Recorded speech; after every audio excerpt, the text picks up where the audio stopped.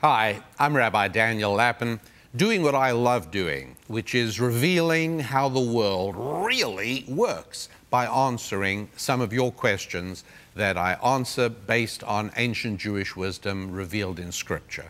Listen to this question. I love attending services regularly at our church. I love the music, I enjoy the companionship, I like our pastor's Bible teaching, but I don't know how to pray. I mean really pray. I sing along, but I know I'm not praying like I want to. Please help. And that's from Sam. Well, Sam, I certainly sympathize with you. I know exactly what you mean. I have been in many synagogue services where I roll my eyes and I just can't get into prayer here. I just can't. It's not working for me at all. And I'll tell you what does work. And it works for me, it'll work for you, and it'll work for everybody else. It is very easy to be caught up in the service. And, you know, sometimes it is companionship and the other people who are there, or it's the teaching.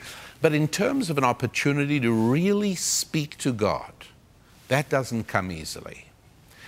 And I want to explain that in the English language, when one word serves two purposes, when one word means two completely separate things, nobody suggests that, oh, maybe those things are mysteriously connected. That would be absurd. For instance, a sole could be the sole of my shoe, and it can also be a fish that works really well with French fries. Nobody says, well, now let's try and figure out what's the message linking up a shoe with... No, that's ridiculous. But in the Lord's language, it isn't ridiculous at all. And when one word has two meanings, those two meanings are closely linked. And we gain insight into how the world really works by blending those two ideas.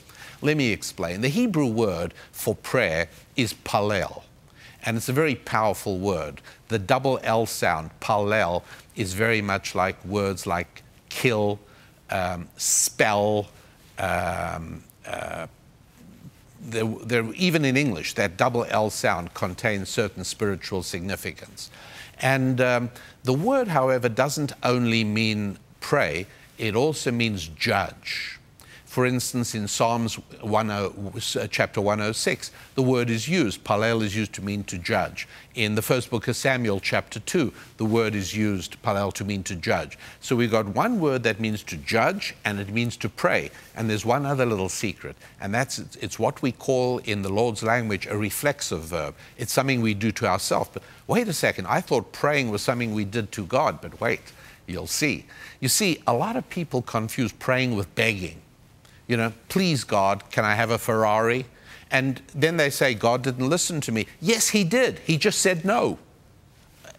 Begging and praying are two different words. How do we get ourselves to learn to pray?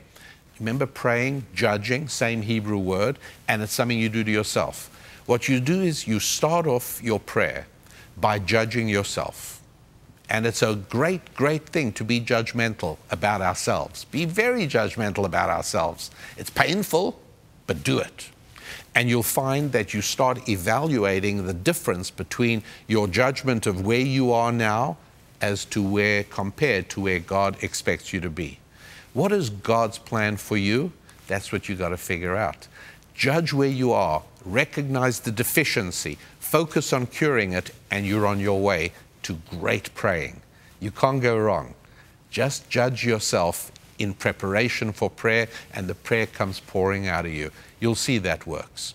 I'm Rabbi Daniel Lappin, and I pray that God bless you with good health and prosperity, and the rest is up to you.